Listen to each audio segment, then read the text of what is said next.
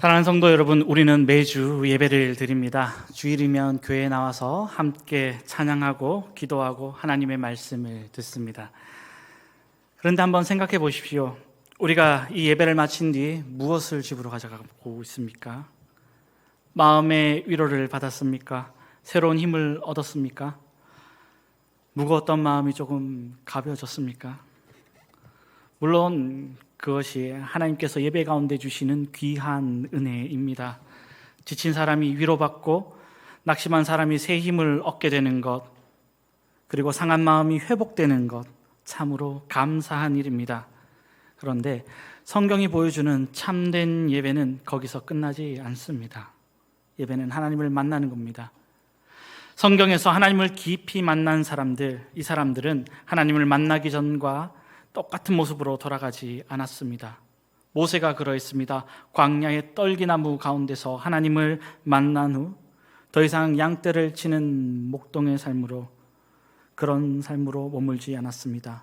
하나님께서 고통받는 이스라엘 백성을 구원하시기 위해 모세를 애굽으로 보내셨습니다. 베드로가 그랬습니다. 갈릴리 바다에서 예수님을 만났습니다. 그물만 바라보며 살아가는 어부의 삶을 살지 않았습니다. 예수님을 쫓아서 사람을 낚는 제자가 되었습니다. 삭개오 같은 사람은 어땠을까요?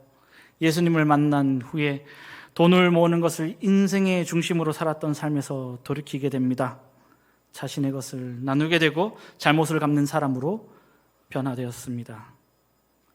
하나님을 만난 사람은 이전과 같은 모습으로 돌아가지 않습니다. 오늘 우리가 읽은 이 이사야의 말씀의 이사야도 마찬가지입니다. 이사야는 성전에 들어갈 때와 성전에서 나올 때 변화되었습니다. 나라의 앞일을 걱정하며 성전에 들어갔지만 하나님의 부르심에 응답하는 선지자가 되어서 나왔습니다. 무엇이 이렇게 변하게 만들었을까요? 왜 한 번의 예배가 한 사람의 인생을 바꾸게 되었을까요? 예배 가운데 하나님을 만났기 때문입니다. 예배. 사람에게만 집중하는 예배는 아무것도 바꾸지 못합니다. 그럴싸한 분위기로 만드는 그런 예배가 사람을 변화시키지 못합니다. 그러나 살아계신 하나님을 만나는 예배가 그 예배자, 그 사람의 삶을 변화시킵니다. 여기서 하나님을 만난다는 것, 특별한 환상을 통해서 눈으로 하나님을 본다는 것이 아닙니다. 하나님의 음성이 직접 내 귀에 들려서 그 음성을 직접 듣는 것을 의미하지 않습니다. 환상을 통하여서 하나님을 보는 것 또한 아닙니다. 오늘 이 시간 예배드리는 우리는 하나님의 말씀을 통해서 하나님이 누구이신가를 깨닫게 됩니다. 성령께서 말씀으로 우리의 마음을 비춰주십니다. 그 말씀 앞에 믿음으로 반응하게 하십니다. 말씀을 통해 하나님의 거룩하심을 알게 되고 우리의 죄를 깨닫게 되고 십자가의 은혜를 붙들게 하며 하나님의 뜻에 순종하는 것, 이것이 오늘 우리가 예배 가운데 하나님을 만나는 모습입니다. 오늘 말씀을 통해 이사야가 예배 가운데 무엇을 경험했는지 살펴보면서 하나님께서 우리에게도 이 예배 가운데 동일한 은혜로 함께해 주시기를 소망합니다. 첫 번째입니다. 예배자는 거룩하신 하나님을 바라봅니다. 1절 말씀은 이렇게 시작합니다. 우리 함께 읽도록 하겠습니다. 1절입니다. 우시야 왕이 죽던 해에 내가 본즉 주께서 높이 들린 보좌에 앉으셨는데 그의 옷자락은 성전에 가득하였고. 우시야 왕이 죽던 해로 성경은 시작됩니다.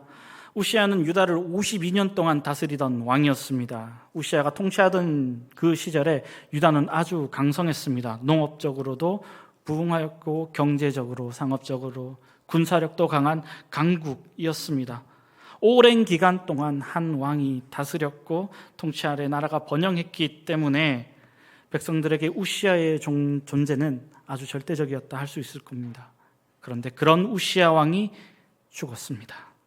오랫동안 나라를 이끌던 지도자가 사라졌습니다. 이제 이 나라가 어떻게 될지 너무나도 혼란스러운 상황이, 불안한 상황이 그들 가운데 다가오게 되었습니다. 오늘 본문 우시야 왕이 죽던 해라고 하는 것이 이 이사야가 부름받았던 그때가 몇 년 며칠이라는 것을 알려주기 위함이 아닙니다. 이사야가 어떠한 마음으로 하나님 앞에 나아갔는가를 보라는 겁니다. 여타 다른 유다의 민족들처럼 왕이 없어서 이 나라가 어떻게 흘러가야 될지 불안한 마음으로 갔을 겁니다. 앞으로 우리 민족이 어떻게 될지, 이 나라가 어떻게 지내게 될 것인지, 이 나라를 누가 지켜줄 것인가, 그런 고민을 가지고 성전으로 하나님 앞으로 나아갔습니다. 그렇게 나아갔을 때 이사야는 전혀 예상하지 못한 광경을 보게 됩니다.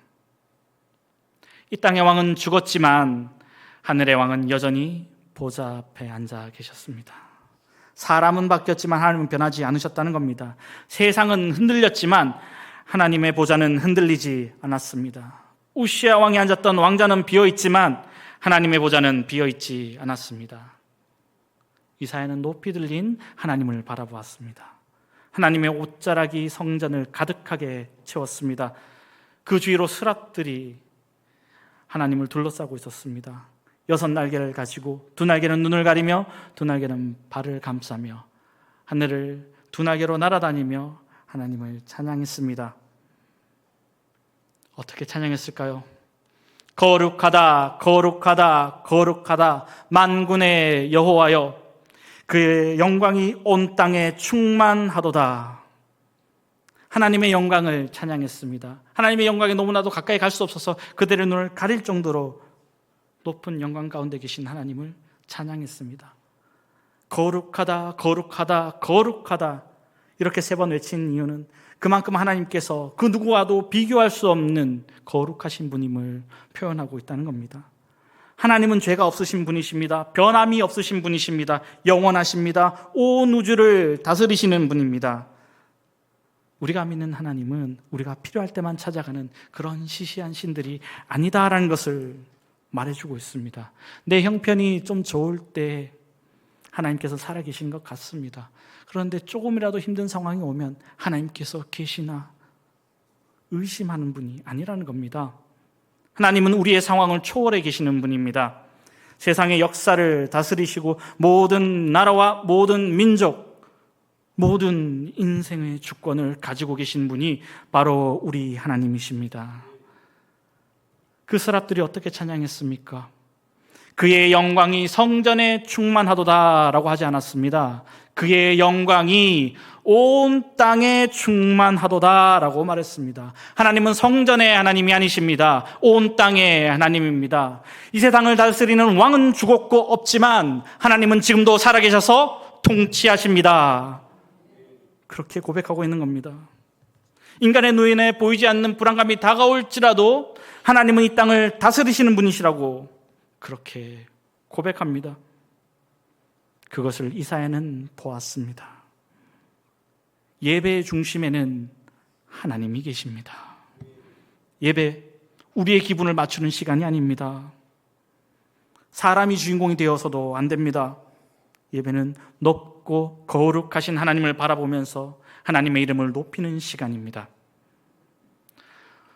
오늘 우리는 하나님을 이사야 같은 환상으로 보지 않습니다. 그러나 하나님의 기록된 말씀을 통해 하나님이 어떤 분이심을 우리에게 보여주고 계십니다. 성령님께서는 말씀을 통해서 우리의 눈을 열어주십니다. 말씀을 들을 때 하나님의 거룩하심을 알게 됩니다. 말씀을 들을 때 하나님의 사랑을 깨닫게 되고, 말씀을 들을 때 하나님의 신실하심을 발견합니다. 말씀을 들을 때 우리를 향한 하나님의 뜻과 그 은혜를 알게 됩니다. 그렇기에 예배의 중심에는 하나님이 계십니다. 하나님의 말씀은 우리로 하여금 하나님을 바라보게 하는 은혜의 통로입니다. 그런데 종종 우리는 예배를 드리면서 하나님보다 다른 것에 관심을 둘 때가 있습니다. 사람을 봅니다. 환경을 바라봅니다. 문제를 생각합니다. 염려를 붙들고 있습니다. 몸은 예배당 안에 있지만 내 마음은 세상 속에 있습니다. 찬송을 부르면서도 걱정을 붙들고 있습니다. 기도하고 있지만 여전히 해결되지 않는 문제를 바라봅니다. 그렇게 되면 어떻게 될까요? 예배의 주인이신 하나님을 바라보지 못합니다. 사랑하는 성도 여러분, 우리가 예배에 나온 가장 큰 목적은 나의 문제를 해결하기 위해 나온 것이 아닙니다. 먼저 하나님을 만나고 하나님이 누구신지를 바로 알기 위함입니다. 그렇다고 해서 하나님께서 우리의 모든 문제를 모르시는 분이 아닙니다. 우리의 아픔, 우리의 눈물, 우리의 필요, 이 모든 것들을 외면하지 않으십니다. 그러나 예배에서 가장 중요한 것은 우리가 가지고 있는 문제가 사라지는 것이 아니라 문제보다 크신 하나님을 바라보는 겁니다. 하나님을 바로 만나면 문제를 바라보는 우리의 시선이 바뀌게 됩니다. 이사야는 나라의 문제를 가지고 하나님 앞에 나아갔습니다. 그러나 하나님을 만난 후에 하나님을 더 크게 보게 되었습니다. 이 땅의 왕은 죽었지만 하나님은 살아계십니다. 나라는 흔들렸지만 하나님의 보좌는 굳게 서 있습니다. 앞날은 보이지 않지만 하나님은 여전히 세상을 다스리고 계십니다. 오늘 우리의 예배가 이러한 예배가 되기를 원합니다. 우리의 시선이 사람에게 머물리지 않기를 원합니다. 환경과 문제에 붙들리지 않기를 원합니다. 우리의 형편보다 더 크신, 그리고 우리의 염려보다 더 높으신, 우리의 인생을 다스리시는 하나님을 바라보기 원합니다. 세상이 아무리 흔들려도 하나님의 보좌는 흔들리지 않습니다. 사람은 변해도 하나님은 변하지 않으십니다. 상황은 달라져도 하나님의 약속은 영원합니다. 그 하나님을 바라보는 예배자가 되기를 주님의 이름으로 축복합니다. 두 번째입니다. 예배자는 하나님 앞에서 자신을 바로 봅니다. 거룩하신 하나님을 본 이사야는 이렇게 고백합니다. 5절 말씀입니다. 함께 읽겠습니다. 그때 내가 말하되 화로다 나여 망하게 되었도다. 나는 입술이 부정한 사람이요 나는 입술이 부정한 백성 중에 거주하면서 만군의 여호와이신 왕을 배웠음이로다. 놀라운 장면입니다. 이사야가 거룩하신 하나님을 뵙게 되었을 때 그는 자기 자신을 드러내지 않았습니다. 내가 선지자인데, 내가 이런 사람인데 하지 않았습니다. 자기 자신을 보게 됩니다. 죄인인 자기 자신을 보게 됩니다. 거룩하신 하나님 앞에서 자기 죄를 발견하게 됐다는 겁니다. 우리가 사람과 비교하게 되면 그렇게 좋은 사람이 아닐 수 없습니다. 이 정도면 괜찮은 믿음이다. 나 정도면 괜찮지. 그렇게 생각합니다. 세상 사람들이 다 그렇게 살아가는데 괜찮잖아요. 자기 합리화를 합니다. 사람을 기준으로 삼으면 얼마든지 자기 자신을 합리화할 수 있습니다. 그러나 하나님 앞에 서는 순간 비교는 사라집니다. 기준이 사람이 아니라 하나님이 되기 때문입니다. 밝은 햇빛이 방을 비춥니다. 그러면 보지 못했던 먼지가 이렇게 하나씩 보이지요? 햇빛이 먼지를 만들어냈습니까? 아니요. 그 햇빛이 비치니까 그 전에 보지 못했던 먼지가 하나씩 보이는 겁니다. 하나님의 거룩하신 빛이 나를 비추게 되면 먼지처럼 생각하지 못했던 나의 죄가 보이기 시작합니다. 그 죄가 보이기 시작합니다. 괜찮다고 생각했던 그 말이 부끄럽게 여겨집니다. 당연하게 생각했던 그 교만의 마음, 그 마음이 교만이었다는 것을 깨닫게 됩니다. 이러이러했기 때문에, 이런 상황 때문이야 라고 변명했던 나의 모습이 불순종임을 고백하게 됩니다. 다른 사람의 잘못을 지적했던 나 자신의 모습을 보게 됩니다. 참된 예배는 다른 사람의 죄를 발견하는 것이 아니라 거룩하신 하나님 앞에서 자기 자신을 정직하게 바라보는 겁니다. 어떤 말씀이 마음에 캥기는 말씀이 선포될 때, 야, 이 말씀은 저 사람이 들어야 돼. 이 말씀은 우리 집에 있는 남편이 들어야 돼. 권사님이 들어야 돼. 아닙니다. 그 말씀은 나에게 주시는 하나님의 말씀이라는 겁니다. 그렇게 고백하는 것이 참된 예배자의 태도라는 겁니다. 이사야는 하나님 앞에서 자기의 죄를 고백합니다. 나는 입술이 부정한 사람입니다. 왜 하필 입술일까요? 입술은 우리 마음에 가득한 것을 드러내는 도구입니다.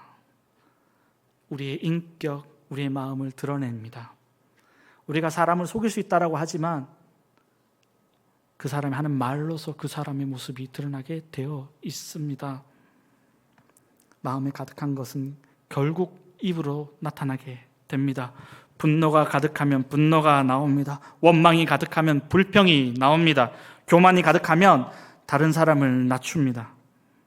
그러나 감사가 가득하면 그 입술에서 감사가 흘러나옵니다. 은혜가 가득하면 사람을 살리는 말이 나옵니다. 오늘 우리도 하나님 앞에서 나의 입술이 어떠한가 돌아보아야 합니다.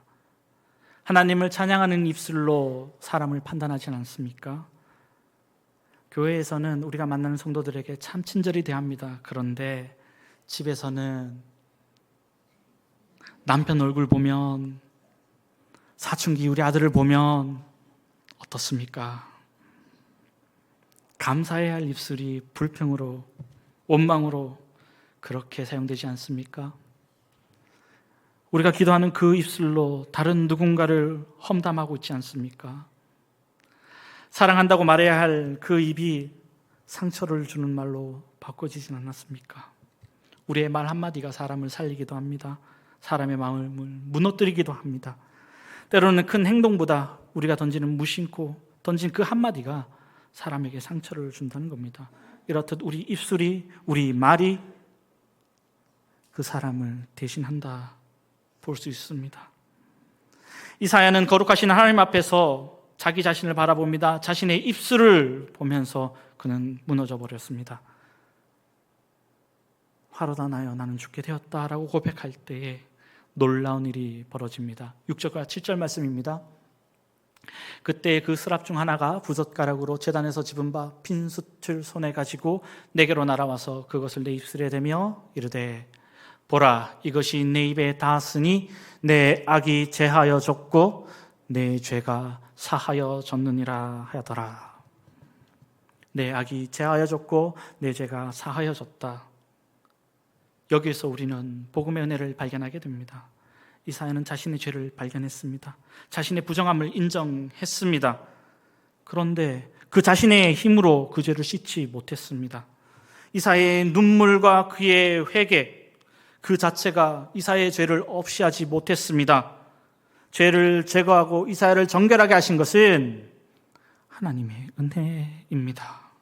그것이 은혜입니다. 회개는 우리가 용서를 얻어내기 위한 공로가 아닙니다. 회개는요, 자기 자신의 죄를 인정하고 하나님께 자비를 구하는 겁니다. 하나님, 나는 죄인입니다. 나는 하나님의 은혜 없이는 살아갈 수 없습니다 라고 고백하는 겁니다. 그것이 회개입니다. 제단에서 나온 숯이 이사야를 정결하게 했듯이 우리도 그런 사람들입니다.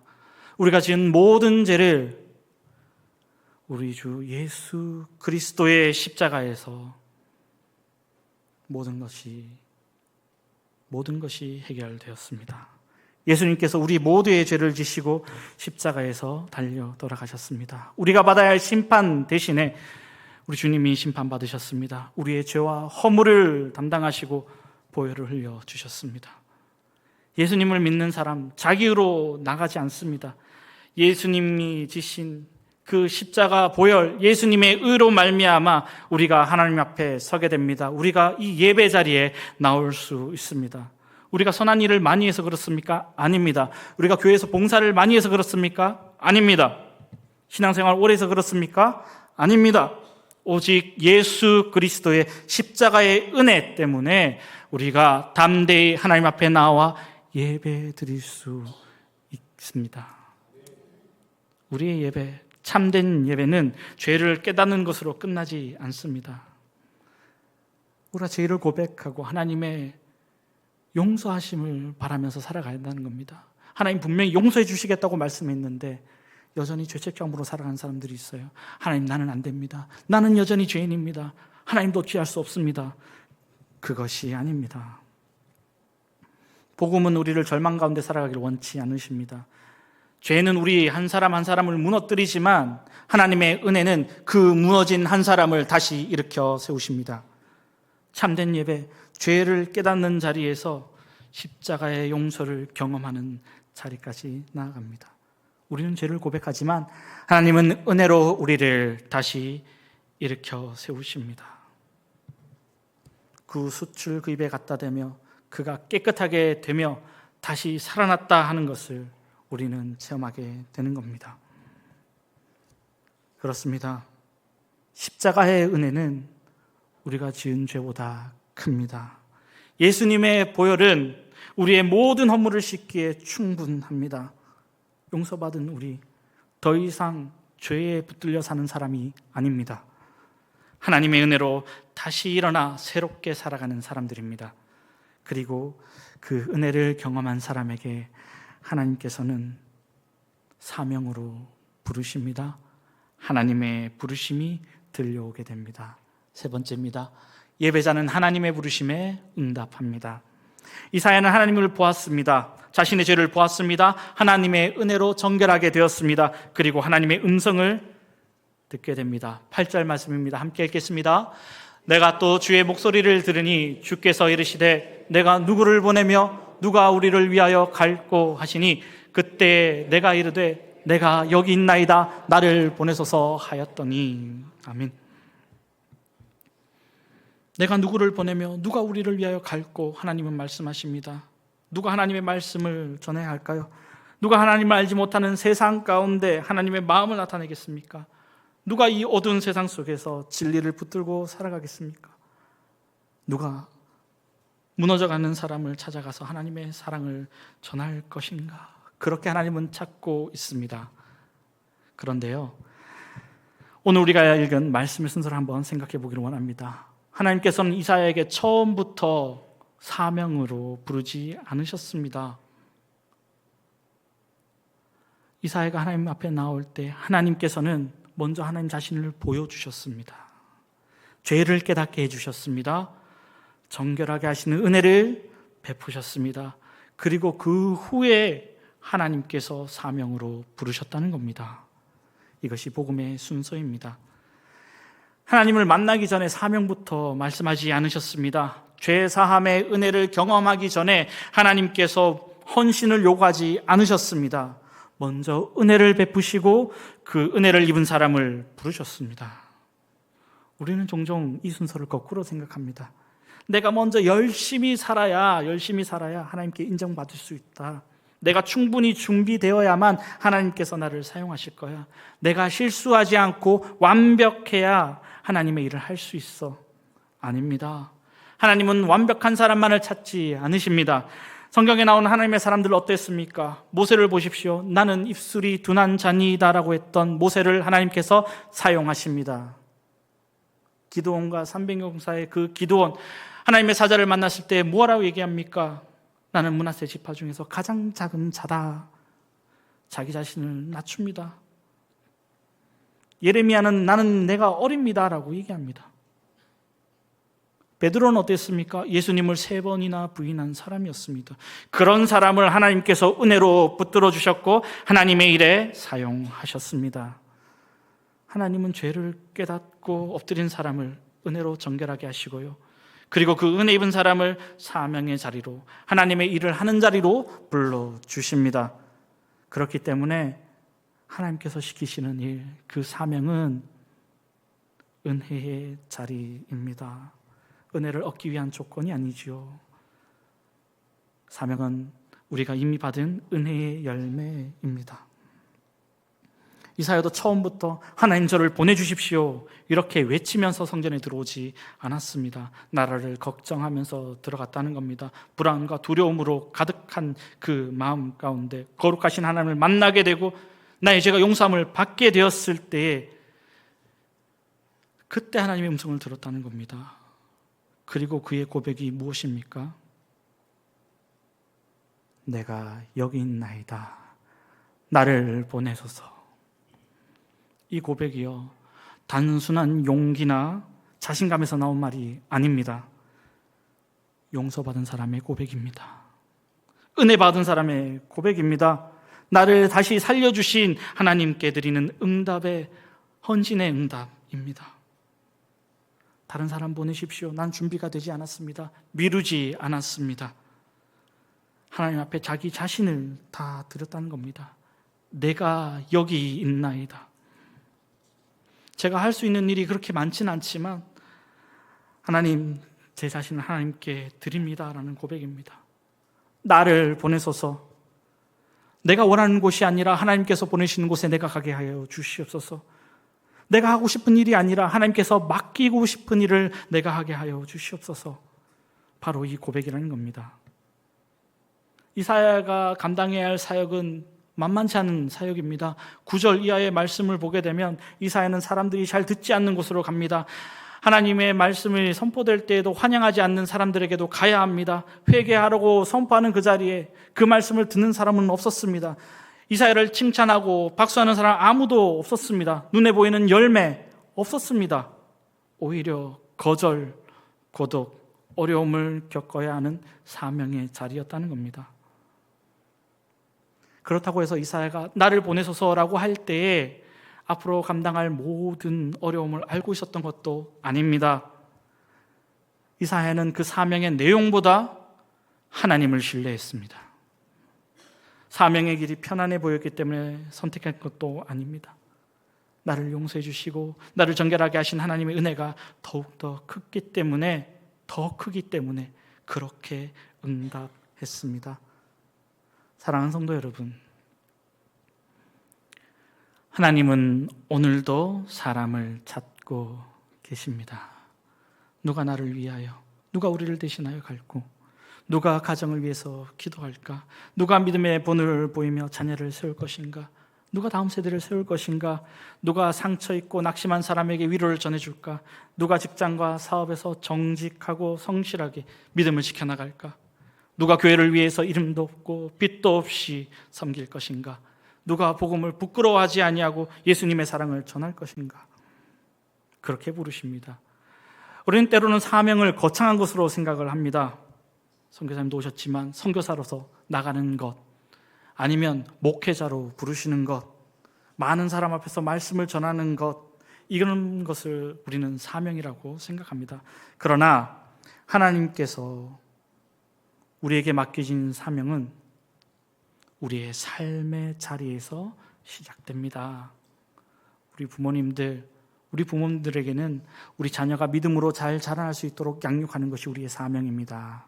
자녀들, 부모님 공경하는 것이 우리의 사명이라는 겁니다.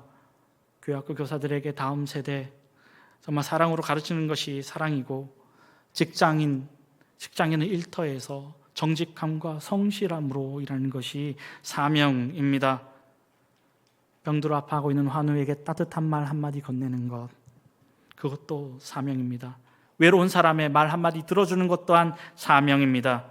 교회를 위해 기도하고 섬기는 것, 이름 없이 묵묵히 자기 자리를 지켜가는 것, 그것 또한 귀한 사명입니다. 어떤 분은 이렇게 생각합니다. 난 특별한 재주가 없습니다. 하나님, 이젠 제가 늙었습니다. 은퇴했습니다. 아무것도 못합니다. 건강도 좋지 않습니다. 나는 준비가 안 돼 있습니다. 나는 실수가 많은 사람입니다. 그러나 하나님은 완벽한 사람만을 찾지 않으십니다. 하나님의 은혜를 아는 사람을 찾으십니다. 내 자신이 부족함을 인정하면서도 하나님을 의지하는 사람을 찾으십니다. 큰 능력을 가진 사람보다 하나님의 말씀에 순종하는 사람을 하나님은 부르십니다. 그리고 그 부르심 앞에서 이렇게 응답하는 사람을 찾습니다. 주님, 내가 여기 있습니다. 나를 사용하여 주시옵소서. 사랑하는 성도 여러분, 오늘 우리는 이사야와 함께 참된 예배의 길을 걸어왔습니다. 이사야는 먼저 거룩하신 하나님을 바라보았습니다. 하나님 앞에서 죄인 된 자기 모습을 바로 보았고 하나님의 은혜로 정결함을 받았습니다. 그리고 하나님의 부르심을 듣고 응답했습니다. 이것이 예배, 참된 예배입니다. 참된 예배는 하나님을 바라보게 합니다. 참된 예배는 우리 자신을 정직하게 보게 합니다. 참된 예배는 하나님의 십자가 용서, 그 사랑을 경험하게 합니다. 참된 예배는 우리를 다시 세상에 보내어 하나님의 뜻을 이루게 합니다. 영과 진리로 드리는 예배의 진실성은 우리가 예배 가운데 받은 그 감동, 그것으로 나타나지 않습니다. 예배를 드린 이후에 우리 삶이 어떻게 달라졌는지를 통해서 보여준다는 겁니다. 하나님의 거룩하심을 본 사람은 계속해서 죄를 가볍게 여길 수 없습니다. 십자가의 용서를 받은 사람은 다른 사람을 용서하지 않을 수 없습니다. 하나님의 사랑을 받은 사람은 상처 입은 이웃을 외면할 수 없습니다. 하나님의 부르심을 들은 사람은 자기 자신만 편안하기 위해서 살아갈 수 없습니다. 우리는 이제 예배를 마치고 세상으로 향하여 돌아갑니다. 그런데 예배를 드리기 전에 나의 모습, 그 모습 똑같이 돌아가서는 안 됩니다. 우리 가정으로 돌아갈 때 가족을 더 사랑하기를 원합니다. 일터로 돌아갈 때 더 열심히, 더 성실하게, 정직하게 그렇게 살아가기를 원합니다. 교회에서 섬길 때 인정받기 위해서가 아니라 하나님 내게 주신 은혜에 감사하며 섬겨야 합니다. 상처를 준 사람이 있습니까? 먼저 손을 내밀어야 합니다. 도움이 필요한 손길이 있습니까? 외면하지 말아야 합니다. 오늘 하나님 우리에게도 물으십니다. 내가 누구를 보내며 누가 우리를 위하여 갈고? 이렇게 질문할 때에 의무감과 죄책감으로 하지 마십시오. 먼저 거룩하신 하나님을 바라보기 원합니다. 나를 위해 십자가 지신 예수님의 사랑을 깊이 묵상하길 원합니다. 나 같은 죄인을 용서하신 그 하나님의 사랑, 그 은혜를 마음에 새기기를 원합니다. 과거의 죄 그리고 실패에도 불구하고 다시 일으켜주신 하나님의 손을 기억하길 원합니다. 그 은혜가 우리 마음을 가득 채울 때 우리 입술에서도 이사야의 고백이 흘러나오게 됩니다. 주님, 내가 여기 있나이다. 나를 보내소서.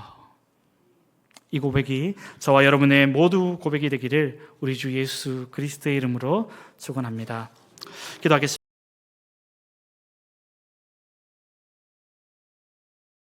지금은 우리 주 예수 그리스도의 은혜와 우리 아버지 하나님의 한없으신 사랑과 성령의 교통하심이 누가 우리를 위하여 갈고라고 말씀하실 때 주님 내가 여기 있나이다 나를 보내소서라고 화답하기로 다짐하는 여기 머리 숙인 주님의 귀한 자녀들 머리 위에 지금으로 영원히 함께 하시기를 간절히 축원하옵나이다. 아멘.